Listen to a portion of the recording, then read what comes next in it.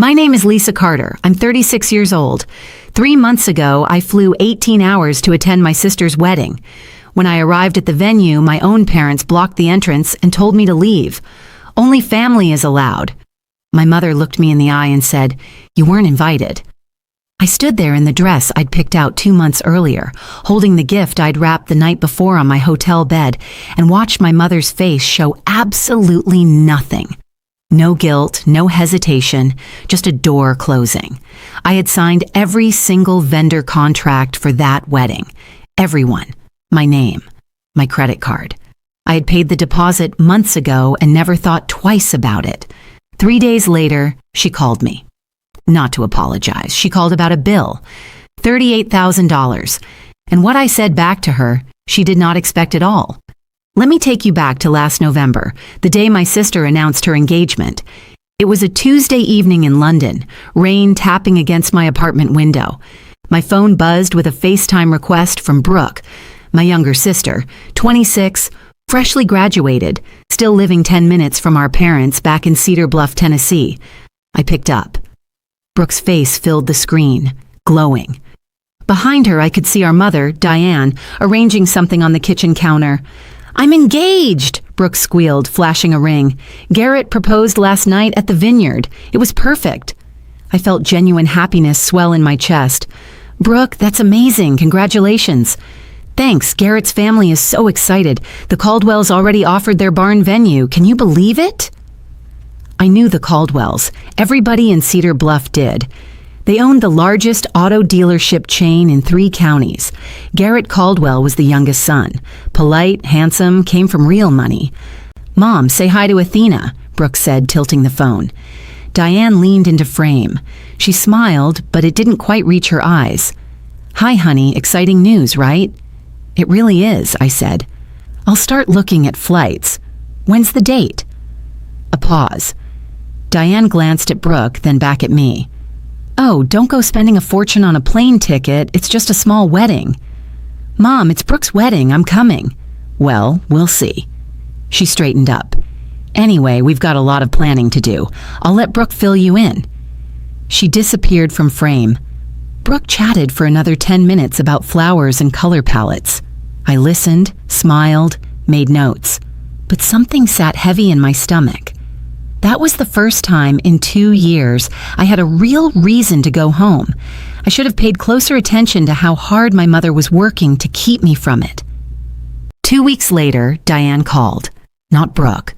Diane on a Wednesday afternoon, which meant morning in Tennessee, and she had clearly been thinking about this since she woke up. "Athena, I need to talk to you about something practical." "Okay." "The venue requires a credit card on file to hold the reservation. Your father and I, well, you know our credit isn't great after the refinance. And Brooke just graduated. She doesn't have the history." I leaned back in my desk chair. I already knew exactly where this was going. "The caterer needs the same thing," she continued.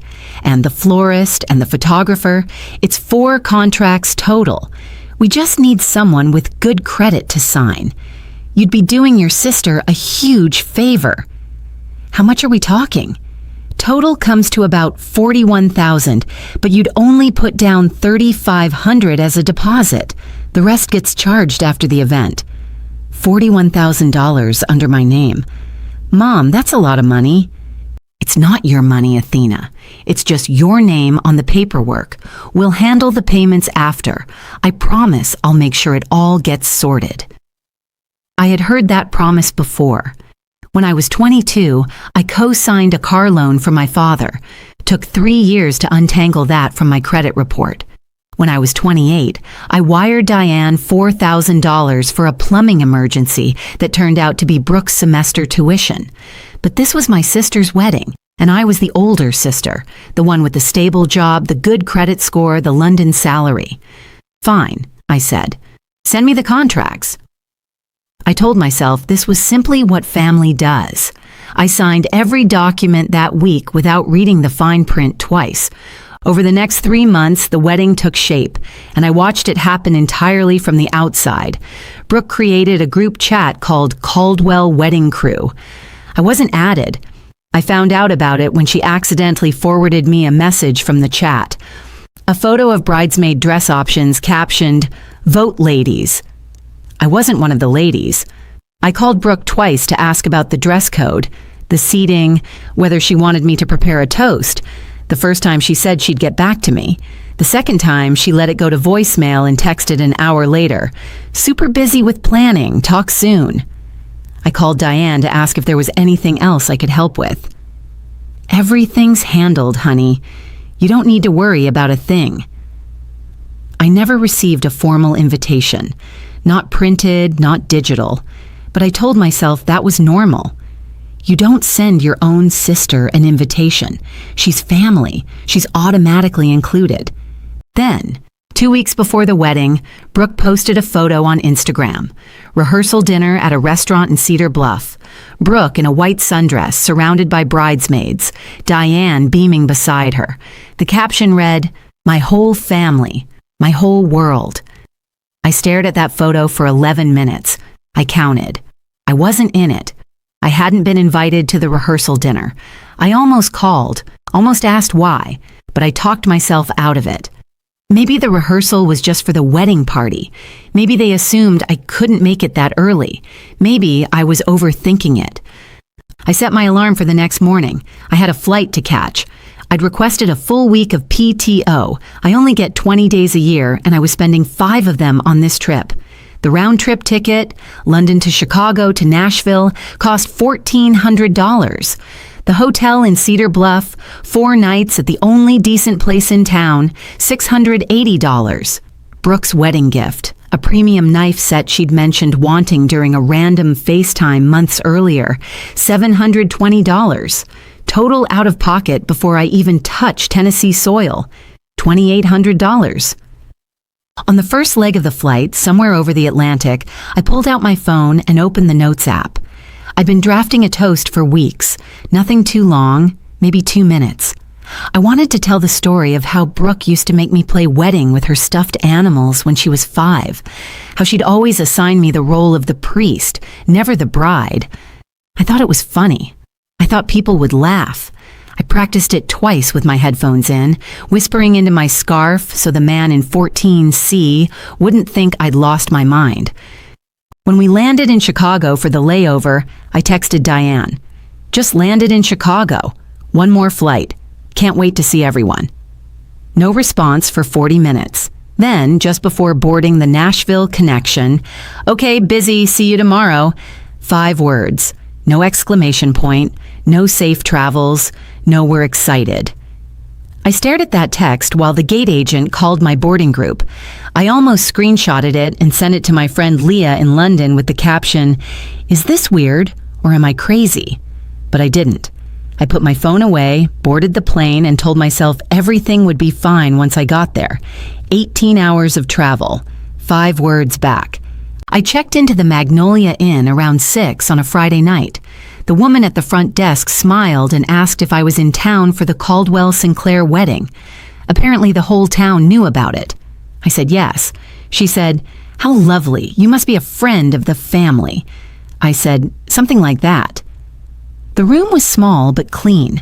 I hung my dress in the closet, a deep navy number I'd found at a boutique in Covent Garden.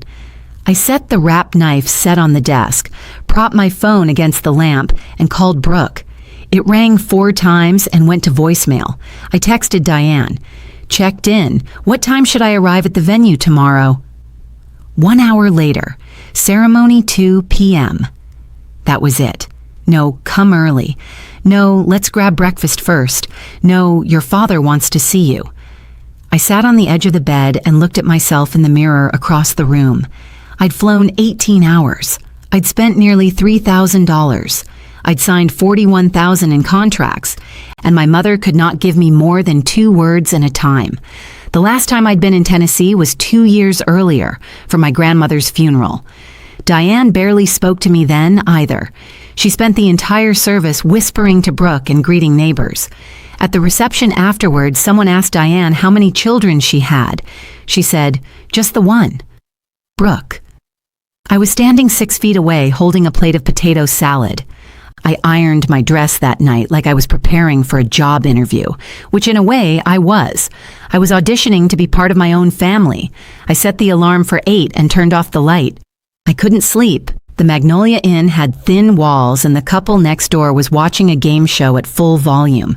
But it wasn't the noise keeping me awake. It was the math. $2,800 for this trip. $38,000 still pending on my credit card. 6 years of sending money home every time Diane called with a new crisis. The water heater, Brooke's car insurance, the property tax shortfall. I'd never added it all up before. I was afraid to. But lying there in the dark, I did something worse. I added up the other thing, the calls that never came. The birthdays Diane texted HBD at 11 at night or forgot entirely. The Christmas I tried to FaceTime and no one picked up because they were at the Hendersons' holiday party and hadn't mentioned it. The graduation photos on Diane's mantle, 3 of Brooke, 0 of me. If I kept going like this, kept paying and showing up and pretending the silence didn't sting, what would I actually lose? Not money. I'd lose myself. I'd become the woman who buys her own seat at Thanksgiving and still gets placed at the kids' table. The woman who writes checks and gets footnotes. But that night, I chose to believe one more time. Maybe tomorrow would be different. Maybe Diane was just stressed about the wedding. Maybe Brooke was overwhelmed with last-minute details. Maybe when I walked in tomorrow, my mother would hug me and say, "I'm so glad you're here." Maybe. I set my alarm and told myself, this is the last time I show up hoping for something they have never once offered freely. Tomorrow I would find out whether hope was enough. I closed my eyes. Sleep came slow and thin. Saturday afternoon. Meadow Creek Barn sat on 12 acres of rolling pasture just outside Cedar Bluff. White fences, fairy lights strung between the oak trees, a gravel path lined with mason jars and wildflowers leading to the entrance. It looked like a magazine spread. I parked my rental car at the far end of the lot. 30 or 40 vehicles were already there. Pickup trucks, sedans, a few luxury SUVs that screamed Caldwell money. Guests drifted toward the barn in clusters, clutching programs and adjusting hats. I smoothed my dress, picked up the gift box, and walked toward the entrance. My heels sank slightly into the gravel. The air smelled like fresh-cut grass and barbecue smoke drifting from somewhere behind the barn. I spotted my father first. Frank stood near the barn's double doors in a rented suit that didn't quite fit his shoulders, shaking hands with an older man I didn't recognize, probably someone from the Caldwell side. When Frank looked up and saw me, his face changed. The polite smile dropped. His eyes went wide, then narrow, then down at his shoes. He didn't wave. He didn't walk toward me. He turned and went inside. I kept walking, 15 yards from the entrance. 10, 5. The double doors opened from inside, and my mother stepped out. Diane wore a mother-of-the-bride dress in champagne silk. Her hair was done. Her makeup was perfect. Her jaw was set like concrete. She stopped directly in my path, hands clasped in front of her. Not open, not welcoming, a barricade. Athena. Her voice was low, controlled. "Hi, Mom. I made it." She didn't hug me. She didn't step aside. "What are you doing here?" "I'm here for Brooke's wedding." "Athena, you need to leave now." The words landed like a slap. I blinked. The gift box suddenly felt very heavy in my hands. "What?" "I flew 18 hours. "Lower your voice." Her eyes flicked to the guests passing behind me. "People are watching." "Mom, I'm your daughter." Diane stepped closer, close enough that I could smell her perfume, the same Estee Lauder she'd worn my entire life. Her voice dropped to a whisper that cut deeper than any shout. "Only family is allowed inside. You weren't invited." I stood there. The gravel shifted under my heels. A couple in their 60s walked past, glancing at us. The woman smiled politely. Diane smiled back. The second they passed, her face reset to stone. "Not invited," I said. "I signed every contract for this wedding. I paid the deposit. This isn't about money. This is about what's appropriate." "Appropriate?" Athena, please don't make a scene. Behind her, through the half-open barn door, I could see white chairs arranged in rows, garlands of eucalyptus draped from the rafters, a string quartet warming up near the altar.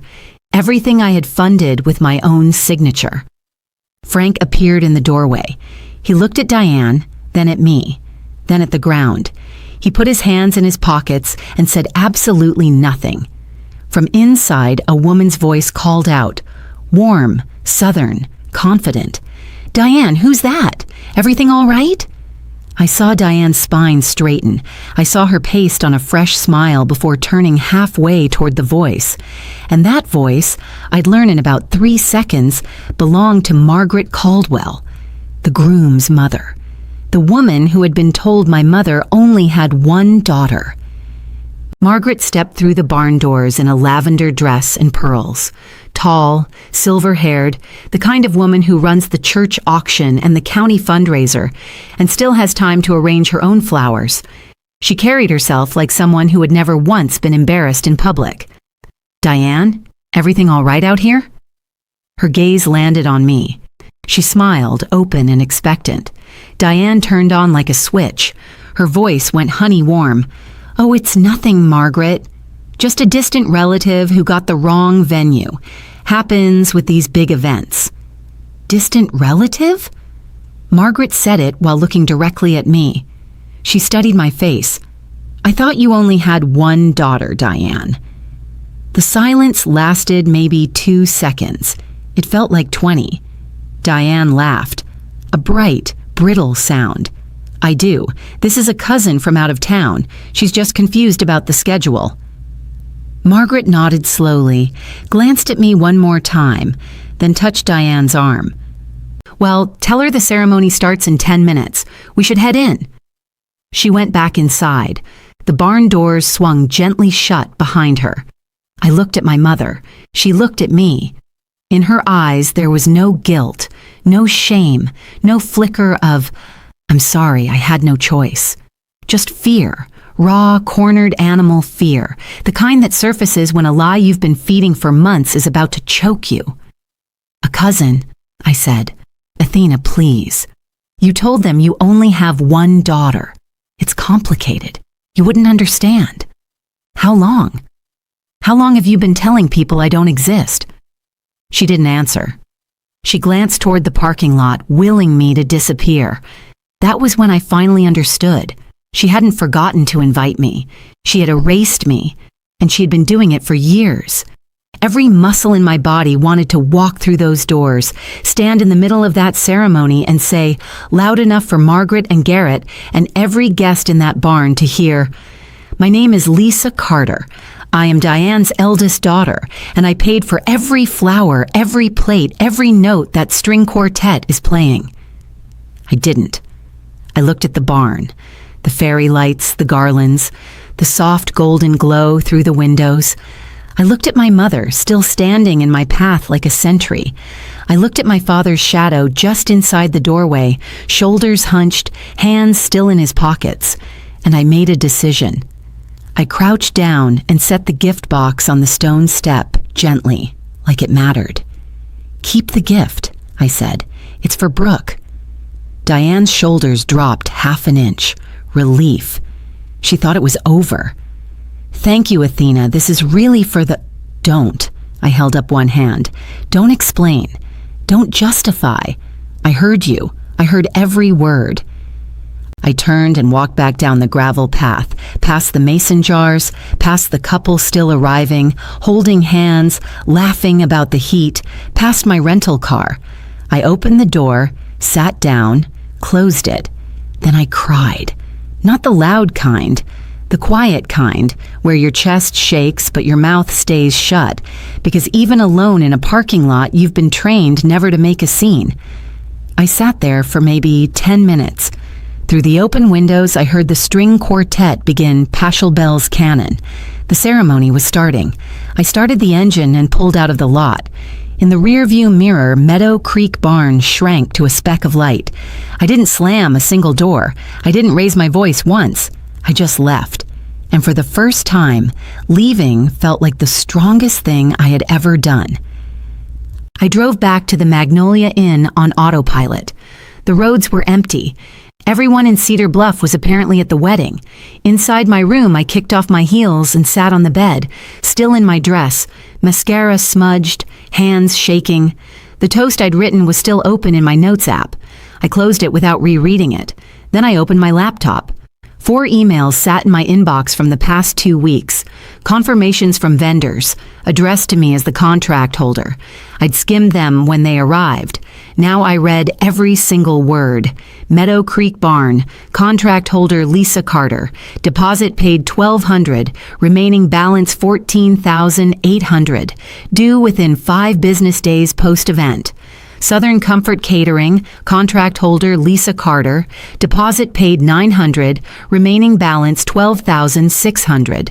Blue Bonnet Floral Design, deposit paid $800, remaining balance $6,200.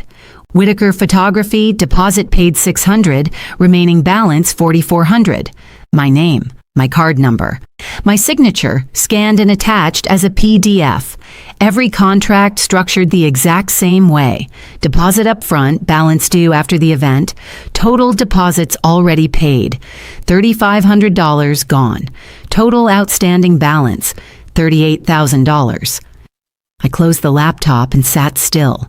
The barn was probably mid-reception by now. Toasts being made. Diane hugging Brooke, Garrett spinning his bride on the dance floor, the Caldwells clinking glasses with their new in-laws, all of it happening under contracts, signed by someone they had just called a cousin. I didn't make any calls that night. I didn't fire off any emails.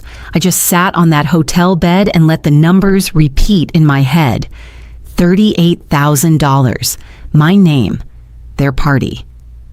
My phone rang around 9 that night. The caller ID read Aunt Ruth. Ruth Mercer, my mother's older sister, 62, retired school principal. The kind of woman who says exactly what she thinks and has never once apologized for it. Diane called her difficult. Everyone else called her honest. Athena, where are you? I didn't see you at the wedding. I was there, Aunt Ruth. I just didn't make it inside. What do you mean you didn't make it inside? I told her. All of it. The blocked entrance, the whisper, only family, the word cousin, Margaret Caldwell's question, Diane's answer, silence on the line, a long one. I could hear Ruth breathing, slow, deliberate, the way she does when she's deciding exactly how angry to allow herself to be. She told them you don't exist. Ruth's voice was flat, controlled, like a pot about to boil. She said she only has one daughter. Lord have mercy. A pause. Athena, listen to me. At the reception tonight, your mother stood up during the toast and said, and I'm quoting her, "Our little family, Frank, myself, and our Brooke." She introduced the Sinclairs like that. I sat there and thought it was strange. I almost said something I wish I had. It's not your fault, Aunt Ruth. No, it's not. It's Diane's. And she's going to hear about it. Another pause, sharper now. Athena, those vendor contracts, the ones for the wedding, whose name are they under? Mine, all of them. Ruth went quiet again. When she spoke, her voice had shifted, still angry, but with a thread of something harder underneath, something strategic. Then you listen to me, honey. Your mama told a room full of people you don't exist. You don't owe that room a single cent. Sunday morning, I woke to a notification from Instagram. Brooke had posted a carousel of wedding photos, 14 images. The first was the 2 of them at the altar, Brooke in lace, Garrett in a charcoal suit, the barn glowing gold behind them. The second was the family portrait, Frank, Diane, Brooke, Garrett, Margaret, and Richard Caldwell. 6 people, 2 families joined. 1 family short a daughter. The caption, "Surrounded by everyone who matters. #Caldwell forever." I read it 3 times. Then I opened my email. The venue's invoice had come in overnight, automated, cheerful, with a little barn logo in the header. Thank you for choosing Meadow Creek Barn. Your remaining balance of $14,800 is due by Thursday, March 6th. Below it, invoices from the caterer, the florist, the photographer, all time-stamped Saturday evening, all addressed to Lisa Carter, all with 5-day deadlines. $38,000 due Thursday. I looked at the Instagram post again. Everyone who matters. Then I looked at the invoices. Something shifted. Not a snap, not a sudden rage or dramatic decision. It was quieter than that, like a lock turning, like a door that had been stuck for years finally clicking open. I wasn't angry yet. Anger would come later, in waves, in the middle of the night, in the shower, during meetings I couldn't focus on. Right then, in that hotel room on a Sunday morning in Cedar Bluff, Tennessee, I felt something simpler: clarity. I was the only person who had paid for this wedding. I was the only person not in those photos. And I was the only person receiving invoices for a party I had just been thrown out of. Something had to give, and it was not going to be me. Not this time. Sunday afternoon, my phone buzzed with a voicemail from Brooke. Not a call. She didn't try to actually talk to me. She just left a message, like she was checking off a task. I pressed play. Hey, Athena. So the wedding was amazing, like literally perfect.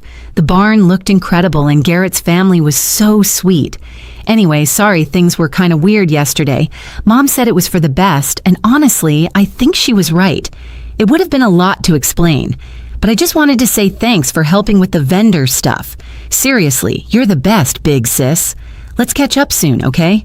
Love you. I listened to it twice. Sorry things were kind of weird. Not, I'm sorry Mom turned you away at the door.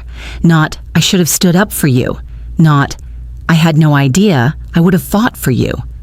Mom said it was for the best. Brooke knew. She knew before the wedding. She knew Diane was going to turn me away, and she signed off on it. She probably helped plan it. And then, that last line, "You're the best, big sis." I used to love hearing that. It used to make me feel valued, like all the sacrifices meant something. But sitting in that hotel room, mascara from yesterday still faintly smudged on the pillowcase, I heard it differently. She calls me that when she needs something. Only when she needs something. I didn't call her back. I didn't text. I set my phone face down on the nightstand and stared at the ceiling. The invoices were due Thursday. My family had just told 120 people I didn't exist, and my sister had left me a voicemail that essentially said, "Thanks for paying." I had 4 days to decide who I was going to be. Sunday night, Magnolia Inn. The game show couple next door had checked out. The hallway was dead quiet. I sat cross-legged on the bed with my laptop open and typed into the search bar, "Am I legally responsible for vendor contracts I signed for someone else's event?" The answers were consistent. The person whose name is on the contract holds the legal obligation, but the person whose name is on the contract also holds the authority. I could authorize payment. I could decline it.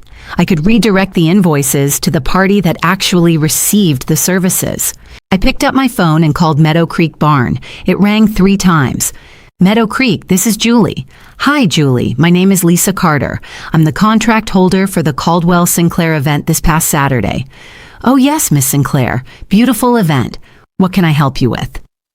"I need to inform you that I will not be authorizing the final payment on this contract. I was not present at the event, and I'm formally requesting the outstanding balance be redirected to the event hosts." A pause. "Oh, okay. I'll need to pass this to our manager, but can I ask, is there a dispute?" "No dispute. I'm simply not authorizing the charge. The invoice should go to the Sinclair family in Cedar Bluff." Julie took my email, confirmed the request, and said someone would follow up Monday morning. I hung up and called the caterer. Same script, same calm voice, same result. Then the florist, then the photographer. 4 calls, 12 minutes total. I didn't yell, I didn't threaten, I didn't explain why. I just said one word over and over, politely and firmly. "No." When I was done, I closed my laptop, brushed my teeth, and slept through the night for the first time in 2 days. Monday morning, I changed my flight. Instead of staying through Wednesday like I'd planned, I booked the first available seat back to London, a 6 a.m. departure through Atlanta. I packed in 10 minutes and checked out of the Magnolia Inn before dawn. The same front desk woman was on shift. She smiled and asked, "How was the wedding?" "Memorable," I said. The drive to Nashville took 2 hours. On the way, I passed through Cedar Bluff one last time. Main Street was quiet. Just the diner, the hardware store, the Baptist church where I got baptized at 12. I drove past the house I grew up in. The porch light was still on. I could picture exactly what was happening inside. Diane at the kitchen table with coffee, still high on the reception. Frank reading the paper. The house full of leftover wedding cake and congratulations cards. My name not mentioned once. When I was 10, Diane told me, "Athena, you're the big sister. You have to be strong for Brooke." I had been strong for 24 years. I'd been strong through Brooke's childhood illness, the meningitis scare that reshaped our entire family dynamic. I'd been strong through every financial crisis, every unanswered call, every holiday I spent alone in London, pretending the time difference was the reason, not the distance. I turned onto the highway and didn't look back. 18 hours later, I landed at Heathrow. Gray sky, drizzle. The most beautiful weather I had ever seen. I turned on my phone in the arrivals hall. No missed calls, no texts. Nobody in Cedar Bluff had noticed I was gone or cared enough to check, but they would notice soon. The vendors would start making calls by Tuesday. The invoices would land by Wednesday, and then my phone would ring. I was sure of that. Tuesday, 3 p.m. London time, 9 a.m. Tennessee. My phone rang. Mom on the screen. I let it ring 3 times, then picked up. "Athena, hi honey." Sweet, light, the voice she uses when she wants something. "How was your flight back?" "Fine." Good, good. Listen, I just got the strangest call from the venue. They said you removed your payment authorization. The bill is $38,000. How do we handle this?" "We don't handle it, Mom. You handle it." A beat of silence. "Excuse me." "I removed my authorization because I'm not responsible for an event I wasn't invited to." "Athena, don't be dramatic. You know this was just a misunderstanding. We can talk about it." "You told Margaret Caldwell I was a distant relative. You told her you only have one daughter. That's not a misunderstanding, Mom. That's a choice." Longer silence now. I could hear her breathing change, the sweetness evaporating. "After everything I've done for you," she said, "this is how you repay me?" "You raised me. I'm grateful for that. But you also stood in front of your daughter and told a stranger she doesn't exist. Those two things can both be true." "You're blowing this out of proportion. $38,000. That's the proportion. Your father is stressed, his blood pressure. If something happens to him, that's on you." Dad stood right there and said nothing. He made his choice too. Silence. I could hear her swallow. "You said I wasn't family," I said. "So the family's bill is the family's responsibility." The line went dead. She hung up. No goodbye, no argument, just a click and silence. I set my phone on the kitchen counter and stared at it. My hands were steady. My heartbeat was normal, and the apartment was genuinely quiet for the first time in months. She called back 40 minutes later. Different tone. No honey, no sweetness, full throttle. "Do you have any idea what you've done?" "Yes, the venue is calling me. The caterer is calling me. I'm getting invoices forwarded to my email with your name crossed out and mine written in. Do you know how humiliating that is?" "I imagine it's about as humiliating as being called a cousin at your own sister's wedding." "That is not the same thing." "You're right. Yours costs $38,000. I raised you. I fed you. I drove you to school every single day for 12 years. And now, because of one little misunderstanding, you're going to bankrupt your own family." "It wasn't a misunderstanding." Fine, Athena. You want to play this game? I'll tell everyone. I'll tell the whole town what kind of daughter abandons her family over money." Go ahead. I'd rather be the daughter you badmouth than the daughter you pretend doesn't exist. That stopped her. I heard her pull in a breath, sharp, involuntary, like she'd stepped into cold water. You don't mean that, she said, quieter now. I do. Another long pause. Then the final weapon, the one she always keeps in reserve. Your father could have a heart attack over this. If he ends up in the hospital, that blood is on your hands. There it was, the trump card. Dad's health, the guilt grenade. She'd thrown it at me when I moved to London, when I skipped Thanksgiving, when I stopped sending money without being asked. Dad's health is between him and his doctor, I said, not me and my credit card. She hung up again. This time, I didn't stare at the phone. I put the kettle on and made a cup of tea. By Wednesday, Diane had activated what I call the family phone tree. Every branch, every twig. Brooke called first, crying. The big, messy, theatrical kind she's perfected since childhood. Athena, please. Garrett and I just got married. We don't have $38,000. If you don't pay, we have to. We're starting our lives together, and you're ruining it. Brooke, did you know Mom told the Caldwells I don't exist? A sniffle. A pause. I mean, she said it would be easier that way with the Caldwells, you know, they're traditional, and having a daughter overseas who's not married is easier. It wasn't personal, Athena. It was just simpler. You knew before the wedding. I didn't think they'd actually turn you away, but you didn't stop them. Silence. More sniffling. Can we please just focus on the bill? Garrett's parents are asking questions. Then maybe it's time someone gave them honest answers. She hung up. Frank called that afternoon. My father almost never calls. He emails once in a while, short factual messages about weather or football scores. Hearing his voice on the phone felt strange, like picking up an old tool you'd forgotten you owned.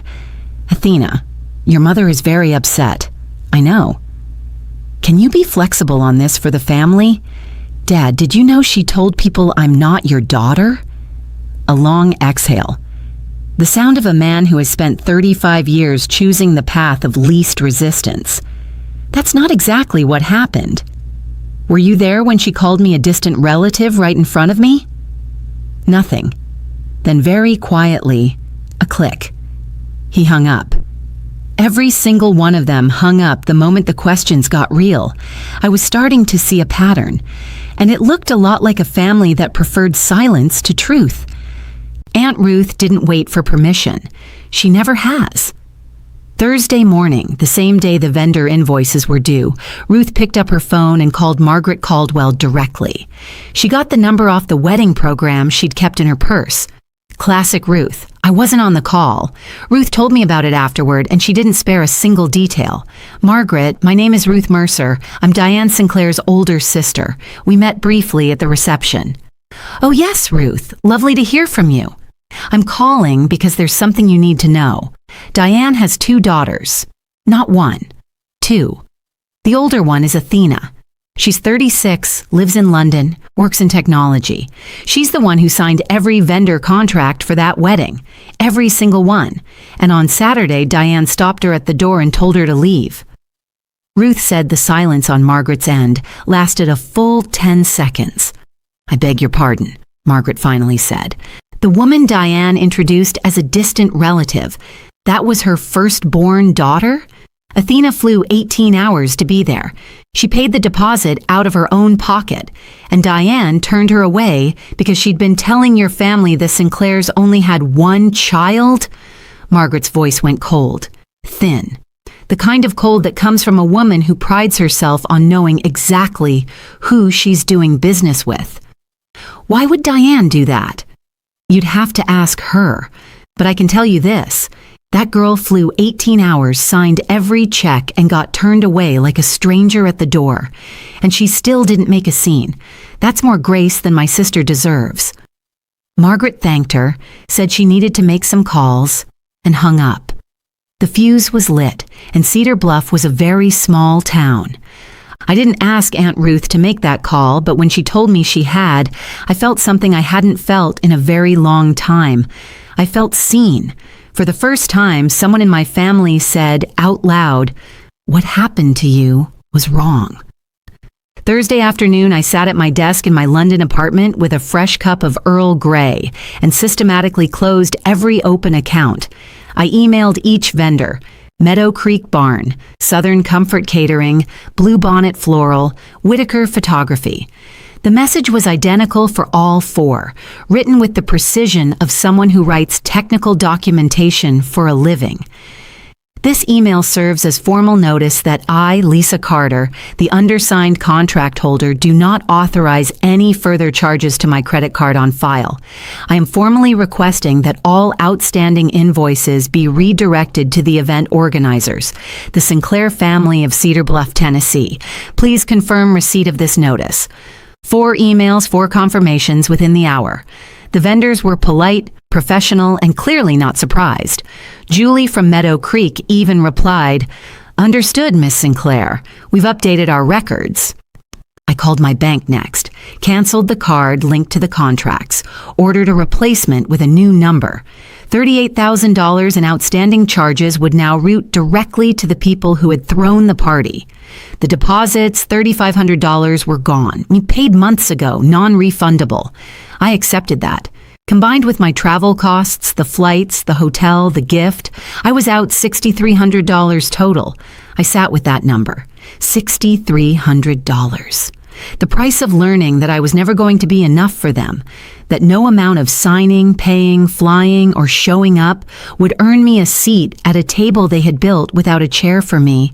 $6,300. Honestly, it was a bargain. I closed my laptop, rinsed my mug, and went for a walk along the Thames. The river was gray, the air was sharp, and for the first time in years, I felt like I owed nothing to anyone. Friday morning, one last thing. I opened a new email. Recipients: Diane Sinclair, Frank Sinclair, Brooke Caldwell. I drafted it once, deleted it. Drafted again. Too emotional, deleted. Third attempt.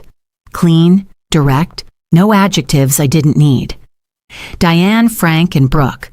I have formally removed my payment authorization from all vendor contracts associated with Brooke's wedding. The outstanding balance of $38,000 has been redirected to you as the event hosts. I will not be discussing this further. I wish Brooke and Garrett a wonderful marriage. Going forward, please do not contact me regarding financial matters. If any of you want a relationship with me, it starts with honesty, not invoices. Athena. I read it 4 times, checked the tone, made sure there was nothing in it that could be called petty or cruel. There wasn't. It was a boundary, clean as a line on a map. I hit send. Then I closed the laptop, put on the kettle, and stood by the window. My apartment overlooks a small courtyard with a plane tree that drops its leaves all over the neighbor's bicycle. It's not much, but it's mine. I pay the rent. I chose the curtains. Nobody here has ever told me I don't belong. For months, maybe years, I had been carrying a weight I couldn't name. The constant calculation. Am I doing enough? Am I giving enough? If I send more money, call more often, fly home one more time, will they finally see me? Standing in that kitchen, holding a cup of tea I made for myself, in an apartment I earned with work I'm proud of, I felt the weight lift. I didn't write that email to hurt them. I wrote it so I would stop hurting myself. Aunt Ruth kept me updated. She said she tried not to enjoy it, but she's a terrible liar. Margaret Caldwell called Diane that same afternoon, after Ruth dropped the truth. The conversation, relayed to Ruth by a mutual friend who happened to be at Margaret's house when the call came in, went about how you'd expect. "You lied to us, Diane." Margaret's voice was steady, not loud. The Caldwells don't do loud. "You told us you had one daughter. We welcomed your family into ours based on trust. That trust is broken," Diane tried to explain. "It was a private family matter. Athena and I have been estranged." "Estranged? Your daughter signed every contract for this wedding. That's not estranged. That's exploited." Margaret told Diane the Caldwells would not be covering the $38,000. That's between you and your vendors. We didn't sign those contracts. Apparently, neither did you. Garrett confronted Brooke that evening. Ruth got this part from Garrett's cousin, who heard it through the Caldwell grapevine, because Cedar Bluff has exactly one grapevine and everyone is on it. You have a sister, Garrett said, an actual sister, and she paid for our entire wedding, and your mother kicked her out. Brooke cried. It's complicated, babe. It's not complicated, Brooke. It's a lie. Your family lied to my family on our wedding day. The newlyweds' first real fight happened 4 days into the marriage, over a sister the groom didn't know existed, and a bill neither of them could afford. Brooke and Garrett would eventually take out a personal loan for the $38,000. The Caldwells co-signed, not out of generosity, but because their name was on the event, and they didn't want vendors coming after them. The fairy tale wedding now had a monthly payment attached to it. Cedar Bluff is the kind of town where everyone knows your business by Tuesday and has an opinion about it by Wednesday. By the following week, the story had made its way through the Baptist church, the diner on Main Street, the PTA network, and the auto dealership waiting room. The details shifted slightly with each retelling, the way they always do, but the core stayed the same. Diane Sinclair hid her eldest daughter, turned her away at the wedding, and then sent her the bill. Bev Henderson, Diane's neighbor of 19 years, stopped her in the church parking lot after Sunday service. Diane, I had no idea you had 2 girls. How come I've never met your older daughter? Diane tried the script she'd been rehearsing. Athena lives overseas. We're not as close as I'd like. It's a painful subject. Bev nodded slowly. Ruth tells it a bit different. Diane stopped attending that church. She switched to the Methodist 1-2 towns over where nobody knew the Sinclairs by name. Frank became quieter than usual, which is saying something. He stopped going to the hardware store on Saturdays, stopped sitting on the porch in the evenings. The few people who saw him said he looked like a man carrying something he couldn't put down. Diane blamed Ruth, called her one morning, voice shaking. "You destroyed my family." Ruth's response, as she told me later, was brief. "I didn't expose you, Diane. I just stopped covering for you." Diane hung up and added Ruth to the list of family members she wasn't speaking to. That list was growing, and the thing Diane had spent years building, the image of a devoted mother with a perfect little family, was crumbling. Not because anyone attacked it. It crumbled because someone finally told the truth. 2 weeks after the wedding, a text from Brooke, long, rambling. I could almost hear her crying while typing it. "Athena, I'm so sorry about everything. It all got out of control. I didn't know Mom was going to say those things to the Caldwells. I swear Garrett is furious with me. His parents barely look at me. The loan payments start next month and we're already behind on the apartment deposit. I know this is a lot to ask, but could you maybe cover part of the balance? Even half. I'll pay you back, I promise. You're my sister, and I love you, and I just need help right now." I read it sitting at my desk during a lunch break. Read it again. Then a third time, looking for something specific, an apology for turning me away, an acknowledgement that she knew and didn't stop it, a single sentence that said, "What happened to you at the door was wrong." It wasn't there. The whole message was about Brooke's problems, Garrett's anger, the loan, the apartment, the Caldwell's cold shoulders. My pain wasn't mentioned once. It was a crisis update dressed up as an apology. She apologized for the mess, not for the wound. There's a difference. I typed my reply carefully. "Brooke, I'm sorry you're dealing with this. I really am, but I can't help financially. The boundary I set isn't about money. It's about being treated like family, real family, not the kind that gets erased when it's inconvenient. When you're ready to talk about that and not invoices, I'm here." I hit send, put my phone in my desk drawer, went back to work. She didn't respond. Not that day, not that week. I wasn't surprised. She'd never known what to do with me when I wasn't giving her something. 1 month after the wedding, an email from Frank. My father does not do email. He calls once in a blue moon, and when he does, he talks about the weather or the Titans' defensive line. He has never, in my 36 years of life, written me anything longer than a birthday card. So when I saw his name in my inbox with the subject line, "From Dad," I sat up in my chair. Athena. I know I should have said something that day at the barn. I didn't. I stood there like a post while your mother handled it, and I didn't open my mouth. I don't have a good reason. I was a coward. That's the truth.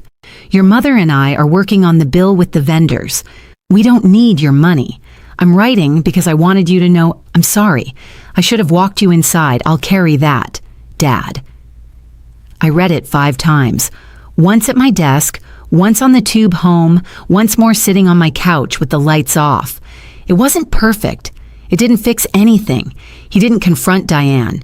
He didn't demand she apologize. He didn't explain why he'd spent decades choosing peace over his own daughter. But it was honest. And it was the first honest thing anyone in my family had said to me since this began. I didn't reply right away. I needed time. A week later, I wrote back, "Dad, thank you.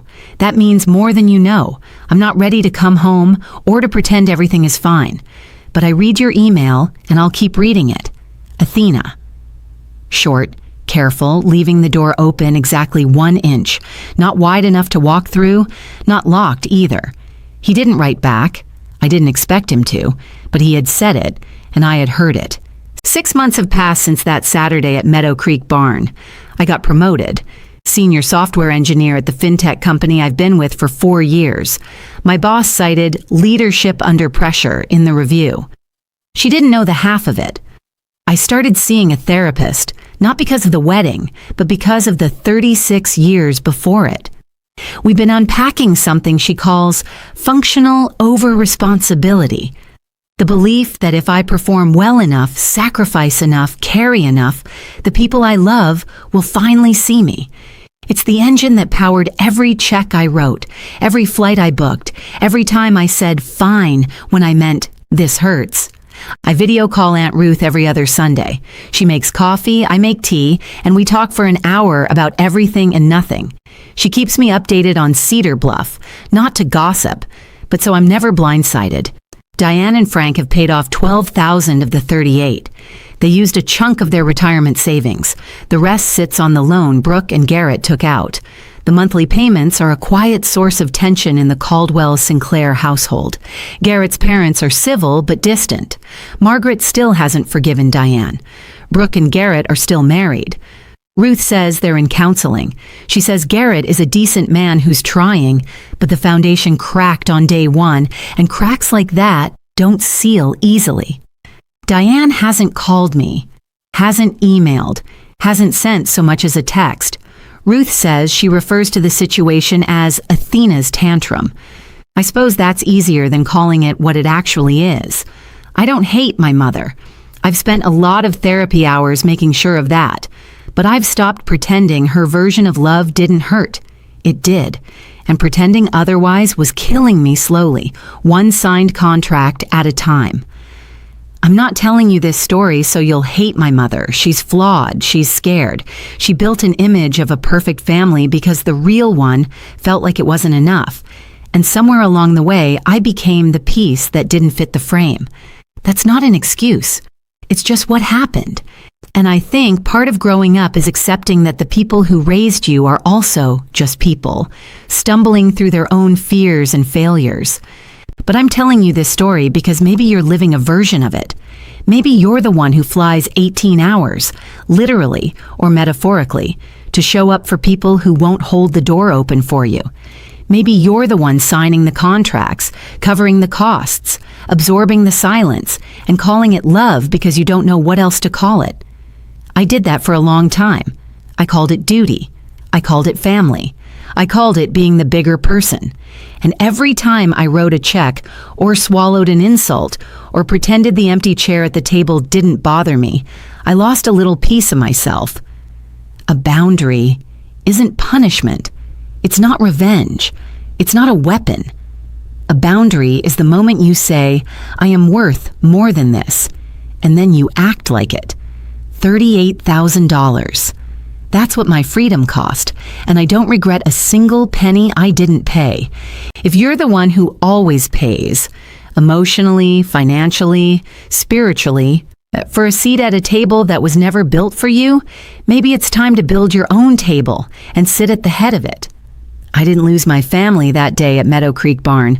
I found myself, and honestly, she was worth the wait.